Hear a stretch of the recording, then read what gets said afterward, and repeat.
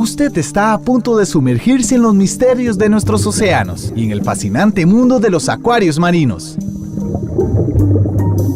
Esto es Acuariofilia Marina, un mundo marino en la radio gracias a la Asociación Costarricense de Acuariofilia Marina, una organización sin fines de lucro comprometida con el acuarismo responsable y profesional.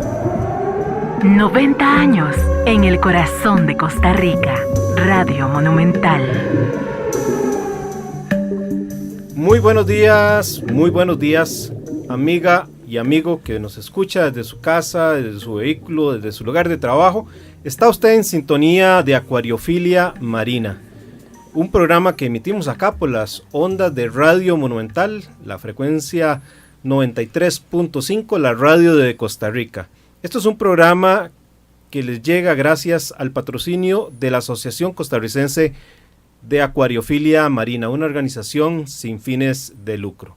Hoy, en este día sábado, en esta mañana sábado, queremos conversarles, dando seguimiento al programa del sábado anterior, sobre los corales blandos. Vamos a tratar de hablar las generalidades de los corales blandos y también las particularidades de las diferentes especies.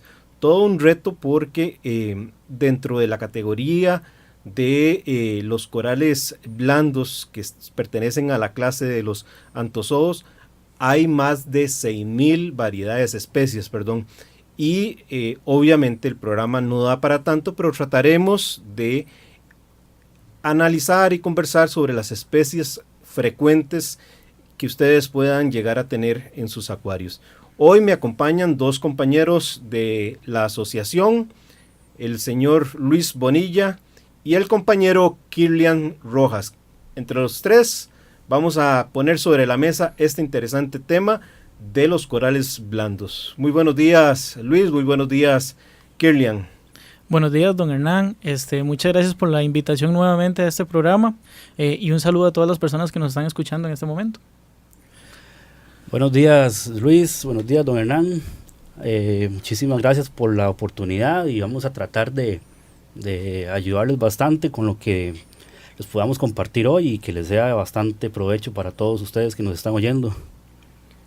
Bueno, compañeros, vamos a variar un poco a veces la fórmula que estilamos en nuestros programas de dar los saludos siempre hacia el final del programa.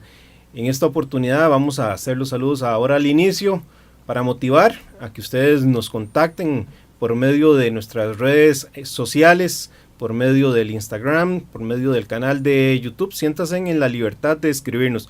Pueden enviarnos también un correo al correo de la asociación, que es asocamcr@gmail.com, y nos pueden buscar en Facebook como Asociación Costarricense de Acuariofilia Marina o en el canal de YouTube como ASOCAM-CR, ASOCAM por la abreviatura de la Asociación Costarricense de Acuariofilia Marina de Costa Rica. Vamos a darle un saludo muy especial a personas que constantemente están siguiendo nuestras redes sociales y nos dejan sus comentarios también sobre los programas que les compartimos los días sábados. Un saludo al señor Edgar Azofeifa, Mario Víquez, que es un compañero de la asociación, Carlos García, Esteban Rojas, Luis Fernando Faust, Álvaro Delgado, Vero Benavides, Andrés Montoya, Mauricio Hernández y otras personas que estaremos referenciando después del corte comercial a mediados del programa. Señores, quiero compartir con ustedes algo que me pareció interesante, que sucedió el fin de semana anterior, que se llevó a cabo el Rifapalooza en Orlando, y fue una atracción que presentó una empresa que se dedica a cultivar peces y corales, que se llama ASI, y presentaron para los amigos que tienen cirujanos púrpuras, que son unos cirujanos de color moradito con la cola amarilla, presentaron una variación de un cirujano púrpura donde no tiene la cola amarilla. Sin duda sería del agrado de todos nosotros tener un cirujano prácticamente morado o un azul morado en el acuario. porque es le llaman aberraciones, son mutaciones a veces que se dan o hibridaciones que hacen que se tengan peces, a veces también hasta corales, diferentes a los que de ordinario se podrían encontrar. Son como cosas selectivas que podríamos tener en nuestros acuarios. No quiero imaginarme el precio que podrían dar valiendo un pez de estos, Luis Kirlian. Sí, don Hernán, es muy interesante eso que usted nos comenta, porque eso se puede dar por dos factores, ya sea en la naturaleza, ¿verdad? Donde los mismos especímenes empiezan a cruzar y generan ese tipo de mutuaciones, como usted lo indica, o bien por la selección artificial que pueden hacer estos criadores, como por ejemplo lo pudimos ver con los payasos. Antes la cantidad de especies de payasos eran únicamente lo que nos brindaba la naturaleza, y luego de estarlos criando en cautiverio han podido crear muchísimas más variedades, ¿verdad? Lo que a nosotros como acuaristas nos encantan, porque podemos tener diferentes tipos de peces con los que antes ni siquiera se soñaba, ¿verdad? Kirlian, vos que trabajas bastante con peces, ¿te imaginas un acuario de cirujanos, si lo lográramos poner a todos de acuerdo para que no se peleen, teniendo un koi, un albino, un cirujano fantasma como el de Worldwide Coral, como Gasper, como el famoso Gasparín, ¿verdad? Los cirujanos negros, los gema y un púrpura, totalmente púrpura, donde ya no tiene esa cola amarilla. ¿Cómo se vería ese acuario? Bueno, ese acuario tendría la particularidad que sería único, ¿verdad? Porque de todas esas hibridaciones no salen completamente iguales todos. Entonces cada pez tiene su valor agregado por lo específico que es entre la misma hibridación que ya hicieron completamente distinta, ¿verdad? al pez que encontramos normalmente en la naturaleza, y eso es lo que le va dando valor y a veces exorbitante, ¿verdad? Cada especie de estas que sacan nueva. Y imaginémonos también lo que vos decías, Luis, todo lo que a partir de simples pérculas se han venido desarrollando, ¿verdad? Los famosos payasos de hoy día, todas las variedades híbridas que encontramos. Sin duda, en los próximos años estaremos por ver más variedades de peces, no solo criados en cautiverio, sino también sus híbridos a través de manejos que se puedan estar dando. Sí, también para agregar no solo la importancia estética que puede tener la crianza en cautiverio, sino el beneficio, digamos, para los ecosistemas que puede ser el no estar extrayendo de la naturaleza estos especímenes, ¿verdad? Claro. Entonces, el cultivo de estos peces, pues beneficia al hobby y al mundo, digamos, a los ecosistemas marinos, pues nos permite no estar consumiendo los recursos que evidentemente en algún momento se pueden acabar, ¿verdad? Si no lo hacemos con responsabilidad. Y con un valor que siempre lo hemos mencionado. Al ser peces criados en cautiverio, tienen la posibilidad de llevarse mejor en ecosistemas cerrados. Son peces que desde el principio están acostumbrados con el contacto con el ser humano, están acostumbrados al alimento comercial que les podamos estar dando. Al vivir en esos ecosistemas cerrados donde son criados, van a desarrollar mejores resistencias a diferentes enfermedades versus sus homólogos del área silvestre, ¿verdad? Entonces, es interesante porque año a año, ahorita se me escapa el nombre de la revista, pero hay una revista que todos los años hace un recuento de cuántas especies nuevas ya se están logrando reproducir en cautiverio. Si la memoria no me falla, el recuento del 2018, todavía no se ha dado el del 19, ya íbamos por más de 360 variedades de peces ornamentales que se están reproduciendo en cautiverio. Eso es algo en lo que a mí me gustaría hacer hincapié, don Hernán, porque nosotros como acuaristas lo que debemos pensar es un pez que nosotros adquiramos que sea criado en cautiverio es uno menos que sale del mar, ¿verdad? Y el impacto que tiene eso en el medio ambiente es muy importante. Entonces nosotros como acuaristas que amamos este hobby, es nuestro deber ser responsables en ese sentido y evitar en la medida de lo posible, cuando ya la ciencia y los acuarios no lo permitan, ¿verdad?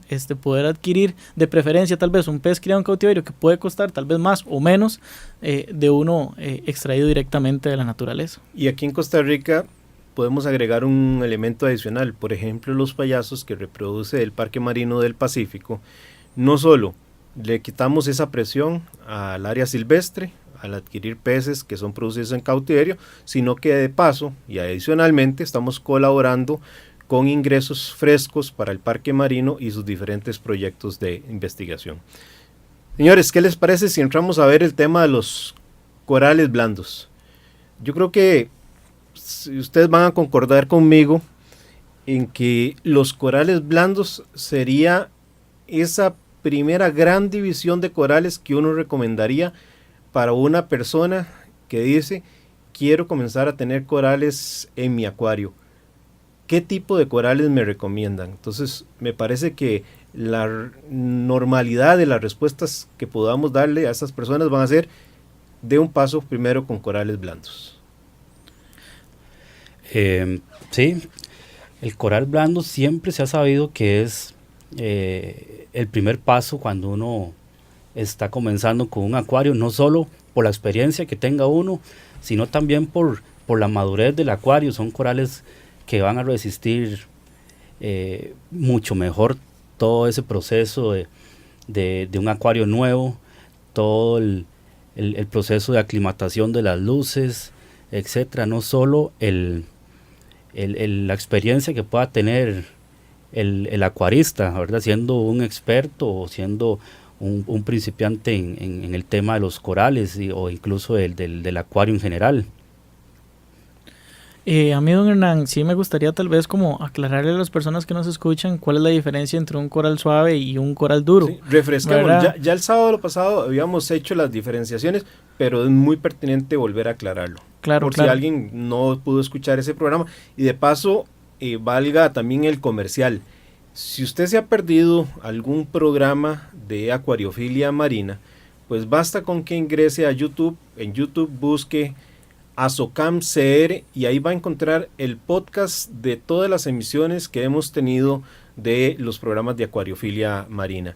Y el sábado anterior entramos con un programa que era los principios generales a los corales, en donde hablamos de los corales blandos, hablamos de los corales de pólipo largo y de pólipo corto, pero vale perfectamente, Luis, que hoy recordemos esa característica que tienen los corales blandos. Claro, don Hernán, más que todo es por el hecho de que uno piensa en un coral suave por el nombre, en que es cualquier coral que se vaya a mover, empezando digamos, entrando en este hobby, sino que tiene movimiento dentro del agua y todo eso, y no necesariamente es así.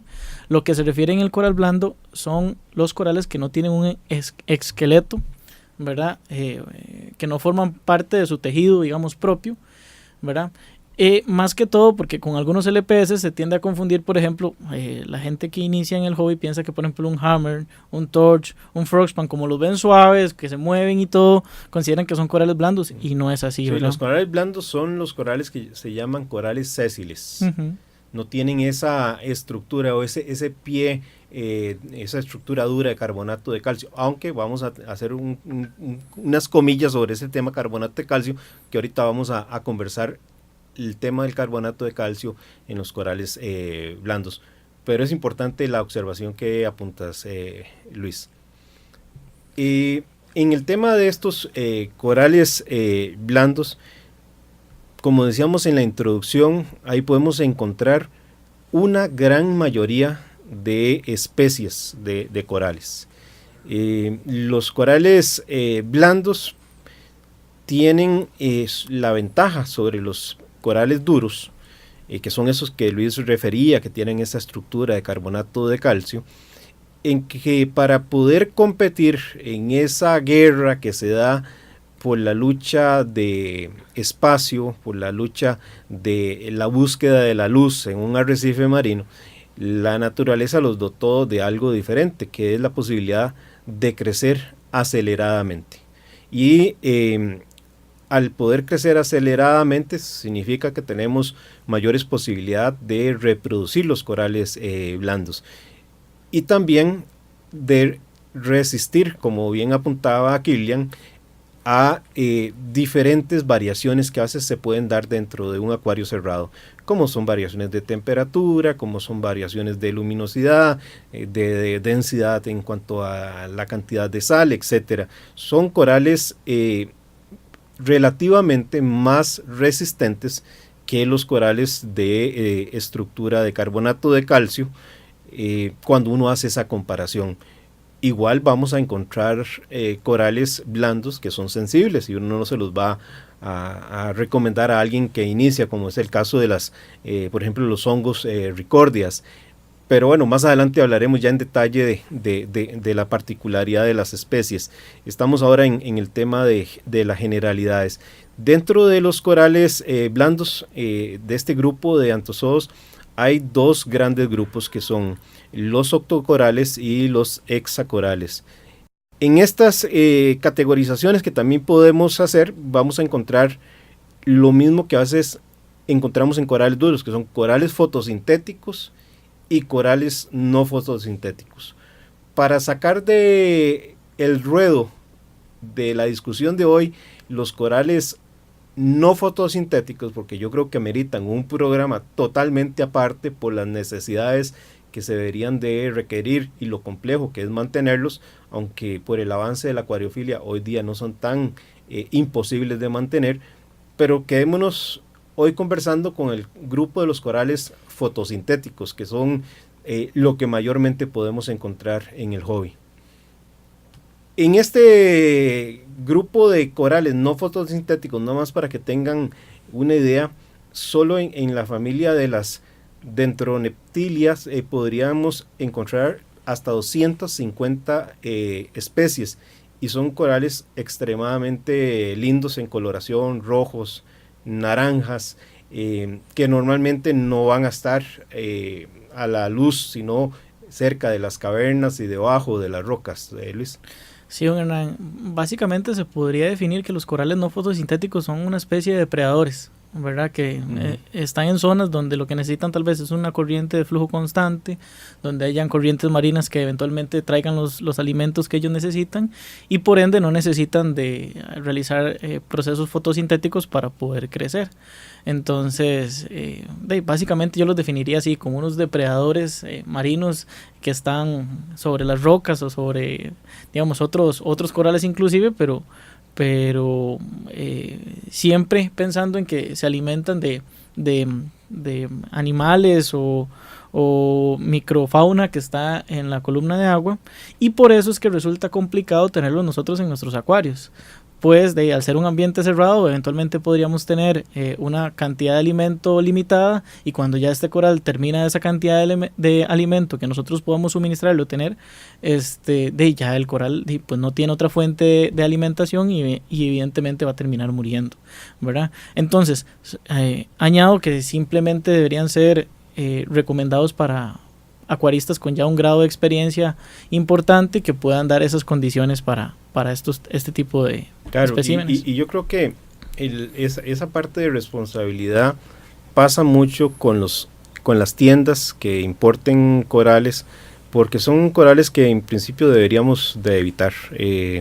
Las condiciones de dedicación a la atención de estos corales son muy altas, y para todas las personas que trabajamos, que tenemos diferentes actividades, estar permanentemente encima del cuidado de estos otros corales no fotosintéticos es algo complicado, y lastimosamente en algunas oportunidades, por dicha hoy no tanto, pero relativamente 2-3 años atrás sí se podían apreciar en algunas tiendas de acuariofilia marina la importación de corales no fotosintéticos y vendidos a personas que siquiera estaban dando los primeros pasos, porque sin duda alguna esa coloración que tienen las hace extremadamente visuales, y con la fiebre del acuarista compulsivo comprador pues se compraban.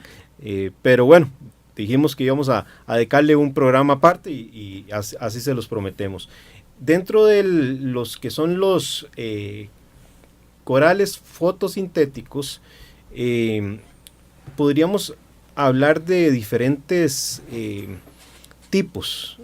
Tenemos corales blandos fotosintéticos que desarrollan una estructura tipo árbol, ¿verdad? Tenemos otros corales fotosintéticos que ya se separan de esa característica arbórea y más bien son tipo óvalos y tipo figuras más redondeadas. Ahí podríamos estar hablando de Sarcophyton, Lodophytums. En el caso de las arbóreas sinularias, las cladelas y otras que sí son ramificadas, vamos a encontrar otras que son como tipo de pulsos, ¿verdad? Donde están las cenias, están las claudarias, las tubiforas, y encontramos también otro tipo que yo digo que son el jardín de los arrecifes, que son los zoántidos y las paliptoas. Y finalmente hay otros que son los abanicos, que son más estructuras tipo telarañas, tipo abanicos precisamente. Entonces, como variedades a nivel de fenotipo que podríamos tratar de agrupar, teníamos esas.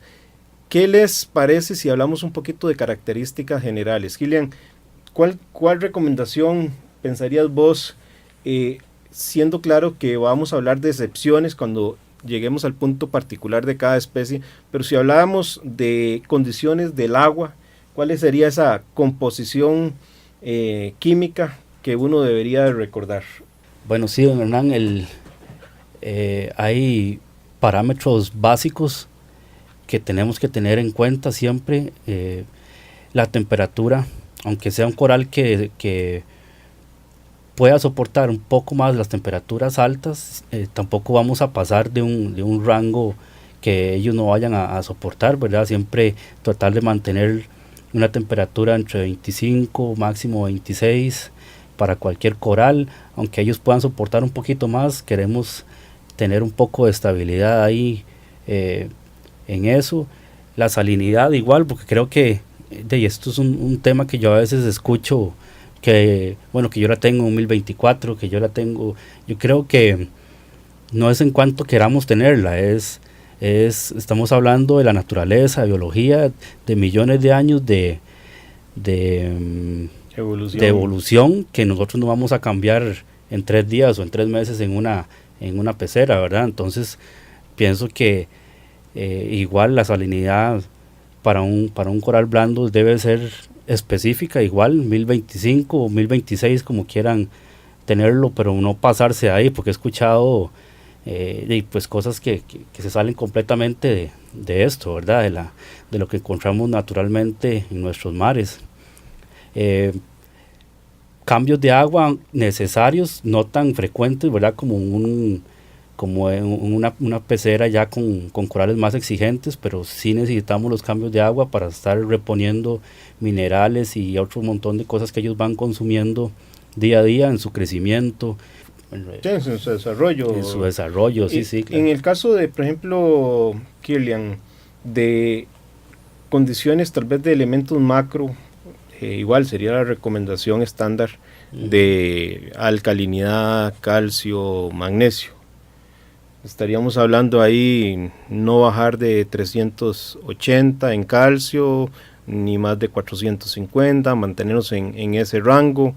En el caso de los carbonatos, o lo que llamamos alcalinidad, movernos en un rango de 7, 12 máximo, sin estar oscilando, es estar dentro de ese rango y pegarnos al número que adoptemos. Magnesio 1280, 1350, no sé, ¿qué piensan ustedes? ¿Mantenemos esa recomendación de rangos? Claro, don Hernán, la ventaja es que la mayoría de las sales comerciales que se manejan en el mercado ya vienen con unos rangos aproximados de lo que necesitamos para mantener este tipo de especies. Pero hago la observación, Luis, por una sencilla razón. Hay sal en el mercado que es solo para acuarios de peces. donde los niveles precisamente de calcio, de carbonatos o de magnesio y de elementos trazas y menores no vienen la cantidad necesaria que exigen los corales. Es que precisamente a eso quería llegar, don Hernán. El hecho de que, por ejemplo, el consumo de calcio, el magnesio, digamos, los macroelementos, no sea igual que, por ejemplo, los corales duros, no quiere decir que algunos microelementos no se vayan a consumir en grandes cantidades, pues más bien ellos absorben ese tipo de elementos, por ejemplo, como el yodo, que es uno que los corales suaves consumen con mucha... consumen en mayor medida que posiblemente otros tipos de corales, pues tienen que construir sus tejidos que no son calcáreos, con base en otros elementos. Sí, y ya casi tenemos que irnos para comerciales y vamos a regresar tal vez analizando las variedades en concreto, las especies en concreto. Nada más quiero dejar sobre la mesa un tema interesante. He visto no en pocas ocasiones personas que dicen, no, es que yo tengo corales blandos y entonces no me interesa medir calcio, magnesio y los carbonatos como los principales elementos, ¿verdad? Por el hecho de que las personas piensan que por no tener esa estructura de carbonato de calcio, el hueso que uno le ve al coral, no hace falta medirlos. Pero vamos a separarnos por unos instantes y regresamos con esa inquietud que les dejo planteados sobre la mesa.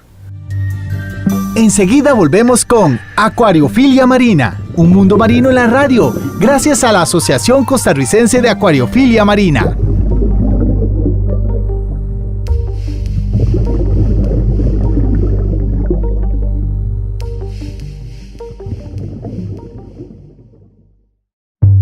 Exploremos juntos las fascinantes formas de vida que habitan nuestros mares y acuarios marinos.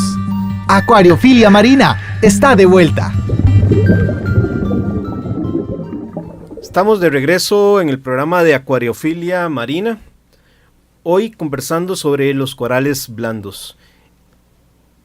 ¿Requieren o no requieren los corales blandos que manejemos los parámetros aceptables de calcio, carbonato y magnesio, por el hecho de que no tienen una estructura de hueso, de carbonato o de calcio?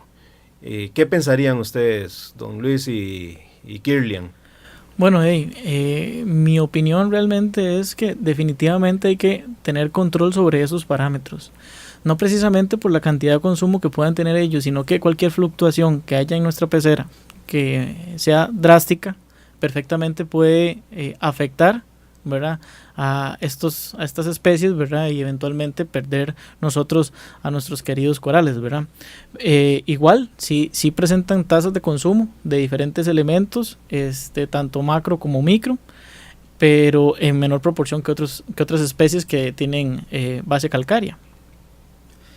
Sí, también agregar ahí, tal vez saliéndose un poquito de lo del consumo del coral, sino enfocándose un poco en el consumo de la pecera en sí. Mucha gente puede pensar que yo no necesito medir la alcalinidad porque no tengo un coral que me esté haciendo un esqueleto calcáreo, no medir el calcio por lo mismo, ¿verdad? Y pues depende de la pecera, ella va a estar consumiendo también la alcalinidad, tal vez o alguna piedra con alga calcárea, y todas esas cosas se nos va a bajar si simplemente lo descuidamos, y ahí sí el coral va a estar sufriendo todo eso.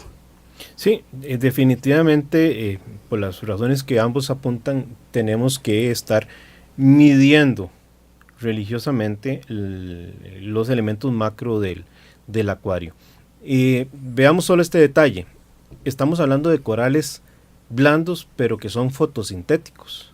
Por tanto, requieren de luz y requieren de dióxido de carbono para hacer su proceso de fotosíntesis. En el mar y en el agua de nuestros acuarios, la principal fuente de carbonatos para realizar ese proceso de fotosíntesis precisamente lo constituye el carbonato presente en el agua de mar. Entonces, si yo dejo de aditar carbonatos o medir la alcalinidad, como ligeramente llamamos, podría estar dejando sin la capacidad al acuario o a la alga zoozantela, que tiene esa relación simbiótica con el coral blando, en serias dificultades para hacer su proceso de fotosíntesis, porque el carbonato lo va a abstraer en gran medida de ese carbonato que está disuelto en la columna de agua del acuario. No necesariamente, el proceso de fotosíntesis se realiza exclusivamente por el dióxido de carbono que botan los peces o que por alguna razón metemos por medio del skimmer o del reactor de calcio al acuario. Mucho del carbonato que se utiliza para el proceso de fotosíntesis proviene de ese carbonato que está disuelto. Entonces, ya solo ahí el alga zoozantela, que tiene esa relación simbiótica con el coral blando, va a consumir carbonatos. Entonces, tenemos que estar midiendo. Y la otra razón es porque el coral blando, aun cuando no tiene una estructura de hueso de carbonato de calcio, yo no sé si ustedes le han prestado atención de que cuando un coral blando se muere, se despedaza, se desmenuza todo, pero quedan como unas pequeñas espiguitas. Ok, ahorita a mí se me escapa el nombre de esa espiguita. Creo que se llaman espículas. Escleritos, ¿no serían? Bueno, les prometemos que vamos a afinar la información. Nos lo llevamos de tarea. Nos lo vamos a llevar de tarea. Creo que son espículas de calcita, pero bueno, vamos a investigarlo bien.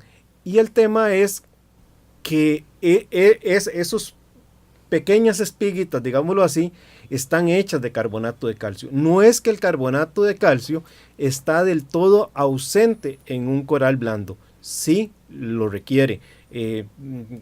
Visualmente me ha pasado que cuando en algún momento perdí, sobre todo, por ejemplo, un coral cuero, quedaron desmoronadas y se veían esas espiguitas. Bueno, esos son estructuras formadas de carbonato de calcio. Entonces, recomendación para los acuaristas: aun cuando tengamos un acuario exclusivamente de corales blandos, debemos de hacer las mediciones normales. ¿Y por qué hay que medir entonces el magnesio y el calcio? Bueno, porque si no tenemos un balance iónico de carbonato, calcio y magnesio, podemos estar variando precisamente ese equilibrio iónico en el acuario y nos vamos a ver en problemas. Ser acuaristas responsables no se trata de tener organismos sobreviviendo, se trata de tener organismos viviendo de la mejor manera, cumpliendo con sus ciclos normales en buena función de crecimiento, de desarrollo, de reproducción, buenos colores, buen sistema inmunológico, y para eso hay que darles las condiciones adecuadas. Don Hernán, sí, respecto a ese punto, es algo que uno como acuarista no desarrolla de un día para otro. O sea, si es necesario tomar un ejercicio responsable de investigar, de saber cuáles son las especies que yo voy a ingresar dentro de mi acuario, cuáles son las condiciones que necesitan, porque dependiendo de la especie pueden variar realmente. Recuerden que los corales que nosotros tenemos en nuestros peceros pueden venir de partes muy lejanas en el planeta Tierra, uno de otro, ¿verdad? No precisamente están en el mismo arrecife. Entonces, parte de ese ejercicio responsable es investigar, asesorarse bien, saber cuáles son las especies que tengo, cuál es el equipo que tengo yo y que me permite tener determinadas especies, ¿verdad?, dentro de nuestra pecera, inclusive hasta la ubicación en donde yo colocar ese coral dentro de la pecera, porque puede parecer mentira, pero si yo lo pongo muy arriba y es un coral que no necesariamente pueda procesar una determinada cantidad de luz, lo que voy a hacer más bien es quemarlo, ¿verdad? Entonces, todo eso es el ejercicio que nosotros como acuaristas debemos hacer. Correcto, ya lo tengo confirmado y claro. Se tratan de escleritos, como señalabas, Luis. Perfecto. Ya tocaste 3 puntos de los que eran los que íbamos a entrar: ubicación, iluminación y flujos de agua. ¿Cuáles serían las recomendaciones en esos 3 temas, Kirlian y Luis?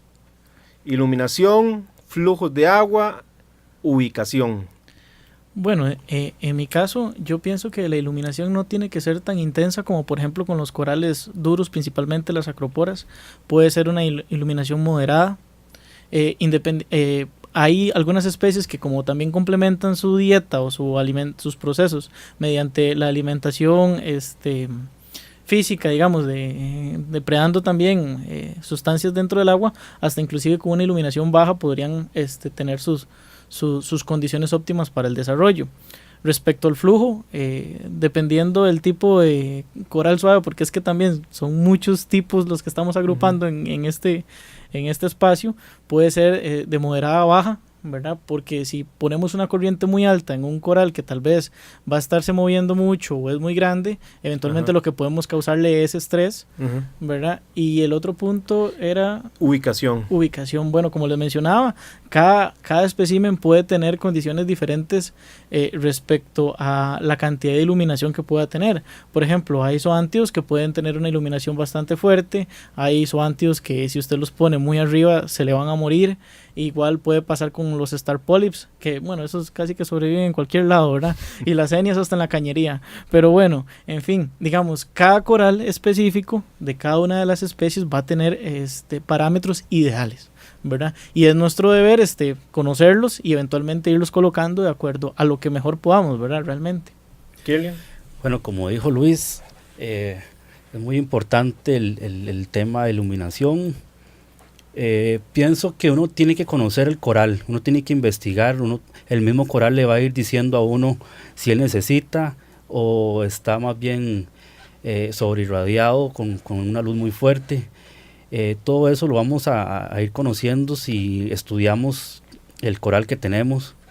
Igual pasa lo mismo con el flujo de agua. Ellos normalmente necesitan un flujo medio porque algunos de ellos incluso pasan cambiando de piel y necesitan estar botando esa misma piel. Sí, con el flujo nada más de agua. para complementar la idea, ustedes comparto plenamente de que deberían de ser flujos moderados. Y incluso me atrevo a decir que habrían variedades con flujos fuertes, pero que no le pongamos el chorro directo al coral, porque acabas de decir algo muy importante. A veces les vemos, y principalmente es muy notorio en los corales cuero, que como cuando una persona se quema, va botando la piel, va como una culebra, va perdiendo el pellejo. Y ese pellejito, digámoslo así, necesita del apoyo de la corriente del agua para desprenderla del coral. Y si le tenemos poco flujo, podría ocasionar que esa película se mantenga por más tiempo en el coral y desarrolle infecciones bacterianas que están asociadas a un exceso de tiempo en desprenderse de esa película. Perdóname, Kilian, que te interrumpí. No, esa era la idea. Hay que conocer el coral, porque si uno estudia un poquito sobre el coral que está comprando y está metiendo al acuario, uno va a saber todas esas cosas que él va a hacer, que necesita hacer. Así vamos a evitar una pérdida, aunque sea un coral suave, él tiene sus cosas, cada uno específicamente distintas, ¿verdad? ¿Ubicación? La misma ubicación... el mismo coral también le va a dar la ubicación por lo mismo que decía anteriormente, ¿verdad? Por la misma luz, vamos a tener en el mismo acuario zonas más iluminadas que otras, entonces uno puede estar moviendo el coral o ya probando dónde él está mejor. También la ubicación nos va a dar un mejor flujo de agua o un chorro de agua más moderado, dependiendo del tipo de coral. Entonces, la ubicación es una de las cosas más importantes y una de las cosas que el acuarista falla mucho al principio. Kilian, excelente, sí. Más que todo, por eso yo mencionaba que es importante conocer nuestro equipo también, porque digamos, me parecería tal vez como inapropiado decir, en la ubicación los corales suaves van abajo, pero es que si mi iluminación no es la correcta, yo no podría ponerlo abajo porque tendría que ponerlo más bien arriba para que le llegue la luz, que la iluminación que yo tengo es la que le puede dar las condiciones adecuadas. Entonces, más bien yo diría que la ubicación va más orientada a, si yo tengo, qué sé yo, unas lámparas de alta potencia, entonces sí, perfectamente colocarlos tal vez donde no les dé una luz directa, o en las partes del fondo de la pecera, pero si mi iluminación no es tan potente, entonces perfectamente podría colocarlos arriba. También basado, digamos, en el tipo de pecera que yo quiero, porque si yo quiero una pecera de solo corales suaves, entonces yo más bien los acomodo de tal forma para que ellos más bien se puedan surgir. Correcto, muy válida la observación. En un acuario mixto, por lo menos mi recomendación es, hoy día existen muchas lámparas bien eficientes que realmente nos van a dar muy buenos resultados en los acuarios.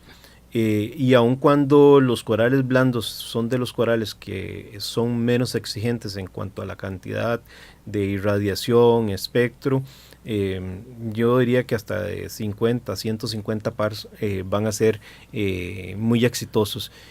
Decíamos al inicio del programa que los corales blandos son de los que más rápido se reproducen, y el tema de la ubicación, si uno tiene buena iluminación, si uno tiene un buen flujo de agua, uno debería tener un cuidado especial también con la ubicación. Normalmente en un acuario tenemos una estructura de rocas principal, que es donde vamos acomodando los corales. Hay estas especies que vos decías, por ejemplo, que en el caso de las senias, en el caso de las palitoas, por poner otro ejemplo, son corales que se reproducen, yo creo que dejan botados a los conejos y a los cuilos, ¿verdad? Entonces tenemos que tener cuidado, porque si los ubicamos de forma incorrecta, el día de mañana se nos puede hacer difícil el control de estos organismos, y dentro de su arsenal de esa lucha por el espacio y la iluminación van a crecer más rápido que un coral de pólipo corto, un SPS. No solo lo van a tapar, por tanto el coral de SPS va a recibir menos iluminación, sino que también van a hacer uso de su arsenal químico, que son estas películas que van desprendiendo y que ayudan a ganar espacio en esa lucha. Entonces la parte de la ubicación, hago el paréntesis de que tengamos ese cuidado por la rapidez con que crecen. Entonces si queremos un acuario mixto de SPS, LPS y blandos, hay que tenerle atención dónde los podemos ubicar. Precisamente, don Hernán, esa es la razón por la que yo en mi pecera no tengo, por ejemplo, senias. A mí me encantan, son lindas, y el movimiento que le dan a la pecera realmente es muy vistoso y a la gente le llama mucho la atención. Pero el problema es que no solo la ubicación, porque inclusive si usted las tiene aisladas, ellas llegan a un punto donde crecen tanto que hasta se sueltan, y cuando usted se da cuenta está en otra parte del acuario. Lo que mencionaba de la reproducción rápida, ¿verdad? Y es curioso, porque yo creo que a todo acuarista le ha pasado. Uno a veces tiene un coral que uno dice, qué coral más bonito es este, o fino el que tengo ahí, y llega una visita que no conoce y dice, qué lindas que son esas palitoas o esas florcitas que usted tiene ahí, y son de los corales más ordinarios y de mayor reproducción, pero no dejan de tener su atractivo. Lo que pasa es eso, que tienen una reproducción bastante agresiva. Lo que yo he notado que a la gente le llama mucho la atención es el hecho de, por ejemplo, de las senias que pulsan. Entonces, ver al coral moverse, ¿verdad? Y pulsar y todo, es hasta un tema hipnótico que usted se le queda viendo y llama mucho la atención. En efecto, todo depende, digamos, de la planeación del acuario que yo tenga, que yo quiera más bien, porque si yo quiero destinar una parte a tener corales suaves, son hermosos, me encantan, digamos, pero sí hay que tener precaución a la hora de adquirir estas especies, pensando en que, o sea, muy bonito, lo compré de este tamaño, así lo quiero, pero eso va a crecer y va a terminar a terminar poblando en otras partes, porque es su estilo, es su forma de vivir y de existir en la naturaleza, ¿verdad? Entonces siempre hay que tener presente eso. En ese grupo de corales pulsantes que señalabas, tenemos las senias, las claduvarias, las tubiforas y los famosos star polyps. Señores, alimentación especial. ¿Requieren o no requieren? ¿Sobreviven sin alimentación? ¿Les podemos dar el cariñito de un extra alimentación? ¿Qué piensan ustedes? Bueno, este tipo coral recibe de forma más bien por la parte de iluminación, más del 90% de la alimentación que él requiere, puede sobrevivir, puede reproducirse, puede estar siempre solo con una buena iluminación y una buena calidad de agua. Claro, ellos tienen pues sus tentáculos, su boca, por algo, ¿verdad? Ellos necesitan... Sí, como animales que son. Claro. Entonces, no está de más. Lo único es que sí, pues hay que tener cuidado porque entre más se alimente, pues más se reproduce. También... Ese para mí yo creo que es el punto, Kilian. Por ejemplo, el caso de las SOAS. Nadie puede dudar de la belleza de SOAS que hay, y si uno quiere ver que esa colonia de SOAS, ese jardín vaya creciendo, la razón de una alimentación extra básicamente es acelerar su crecimiento. Pero bien define Kilian de que prácticamente con su relación del alga zoosantela ellos tienen para sostenerse independientemente de una alimentación extra. Bueno, comparto la opinión de cada uno de ustedes, pero si el objetivo es alimentarlos, digamos, pensaría yo que podría hacerse con rotíferos, con fitoplancton, inclusive con artemia recién eclosionada, ¿verdad? Son algunas de las cosas que eventualmente podrían servir como especie de alimento. Sí. Hay muchos productos comerciales que ya lo traen, inclusive hasta podría ser alimento vivo, ¿verdad? Inclusive, pero... Cuando yo hablaba del tema de la alimentación, más que todo, Luis, era un extra, porque digamos, todo lo que sería el plancton marino, sea fito, sea zooplancton, digamos, uno parte de que dentro de ese concepto de acuariofilia responsable tenemos un refugio que genera una microfauna que es importante para el todo como ecosistema. Y sin duda alguna han venido a aparecer productos que hasta te dicen, esto es un alimento exclusivo para zoántidos.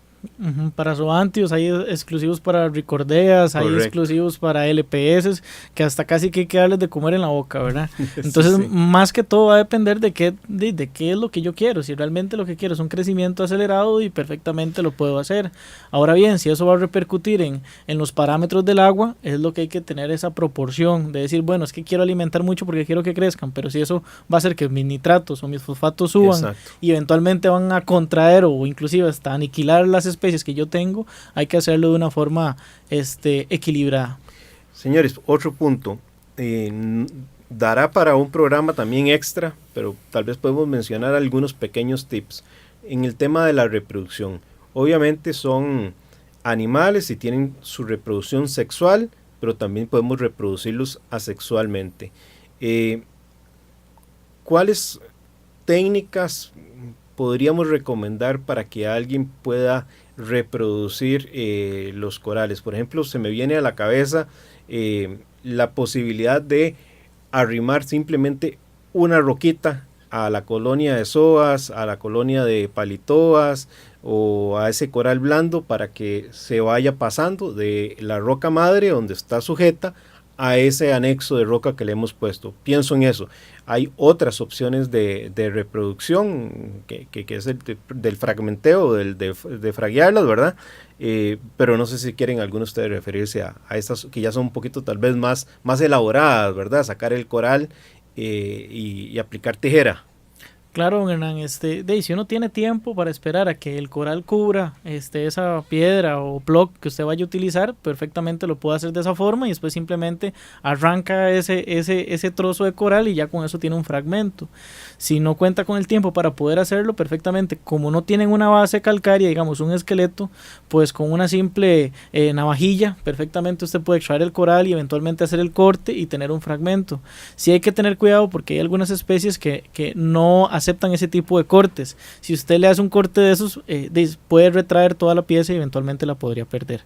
Esto más que todo, digamos, ese tipo de cortes usualmente se utiliza mucho en los zoántidos, inclusive hasta en las ricordeas, usted las puede inclusive partir y de esa misma que usted tenía pueden crecer dos nuevas, digamos, y así la n cantidad de veces que uno desee.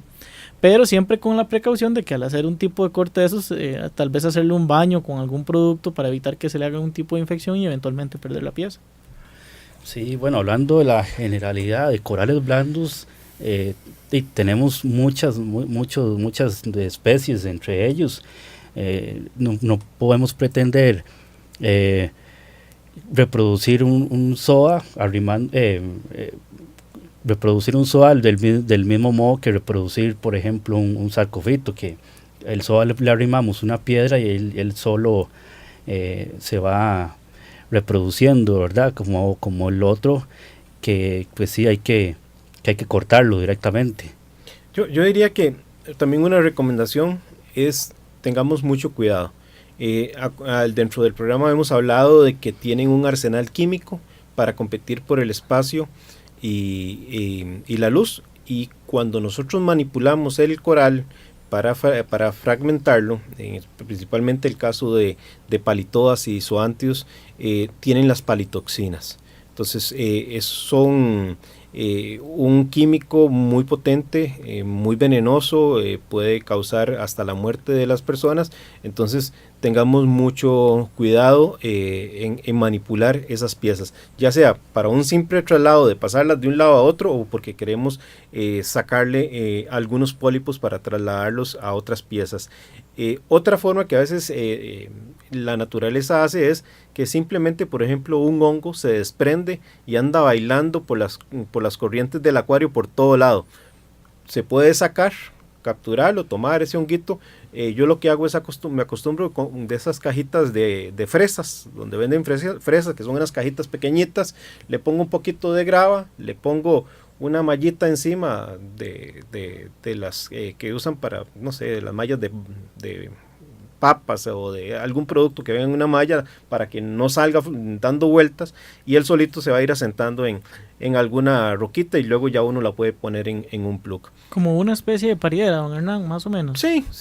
Lo importante ahí es que el flujo del agua pueda circularle para que no se nos estanque esa agua. Podemos proponerle a nuestros oyentes algunos corales blandos para empezar. Claro. Para empezar, yo pensaría que podemos utilizar las enias. De hecho, más bien hasta podrían ser recomendables, porque sería un gran indicador de saber cómo están las condiciones del agua. Pues si ellas se cierran, eventualmente es que hay una situación química, ¿verdad?, dentro del agua, o física inclusive, que no esté permitiendo, digamos, la manutención de otros corales dentro de nuestras peceras. Después pensaría también en los Star Polyp, que son bastante llamativos porque son como una especie de zacate tapizante que hay de varios colores, desde amarillo, morado, verde, en fin, son bastante llamativos. Y también algunas especies de zoas y palitoas, tal vez específicas, porque hay unas que sí son un poco más delicadas, y eventualmente los hongos y las ricordeas. De los hongos, yo haría mi excepción con las ricordias y me iría por la recomendación general de las discosomas, que son las variedades de hongos más resistentes como para un principiante. Claro. ¿Vos, Kilian? Yo por experiencia tengo con mayor resistencia el hongo, sí, el discosoma. Para mí es uno de los corales que mejor resiste cualquier torta en el acuario, sí, porque por ejemplo, los zoantios muchas veces se llegan a perder por algunas razones, ¿verdad? En cambio, perder ya un hongo, yo creo que ya es una catástrofe dentro del acuario, ¿verdad? Entonces, como recomendación para los que están empezando, yo les puedo dar esa recomendación de los hongos. Yo le agregaría a la lista, porque ya el tiempo nuevamente nos volvió a vencer, qué increíble. Pensé que nos iba a dar más chance de entrar todavía más en detalle de algunas variedades, pero a esa lista le agregaría 2 corales si alguien quiere algo más grande. Estas especies que acabamos de referir son especies pequeñas. Como corales más grandes podríamos citar el Sarcophyton, que es un coral bastante noble por lo resistente que es bonito. Podemos encontrar hasta con pólipos amarillos, no de los tradicionales. Y luego los Cold Coral, también creo que son una variedad de corales bastante sencillos. Señores, se nos fue el tiempo. Pudimos haber entrado en detalles de senias, que ya lo tocamos, pero como en particular tenemos los organ pipe, las antelias. También tenemos zoantios, palitodas, sinularias, tenemos los sarcophyton, los lophytons, las ricordias, que son unos hongos que yo dejaría para cuando alguien tiene un poquito más de experiencia. Tenemos también hongos de los rhodactis, ahí tenemos de pólipo cortito, pero también tenemos de pólipo largo, que son los hongos peludos que a veces llamamos, ¿verdad? Las discosomas que ya hablamos, star polyps, las camnelas, en fin, hay muchísimos más corales que trataremos de abarcar en futuros programas. Muy agradecidos con que usted nos acompañara en este día sábado y que el programa le haya sido de interés para formarse en la introducción a los corales blandos, si acaso no tiene en estos momentos y quiere dar ese paso. Que la pasen muy bien y nos vamos a encontrar hasta el sábado 20, déjenme chequear porque se me olvidó la fecha, el sábado 20 exactamente, porque el próximo sábado, nos encontramos hasta el sábado 27, sábado 27, porque el sábado 20, que es sábado de Semana Santa, no vamos a tener programa de la asociación. Entonces nos estaríamos encontrando hasta el sábado 27. Muchísimas gracias y los dejamos en compañía de Radio Monumental. Acuariofilia Marina, un mundo marino en la radio, gracias a la Asociación Costarricense de Acuariofilia Marina.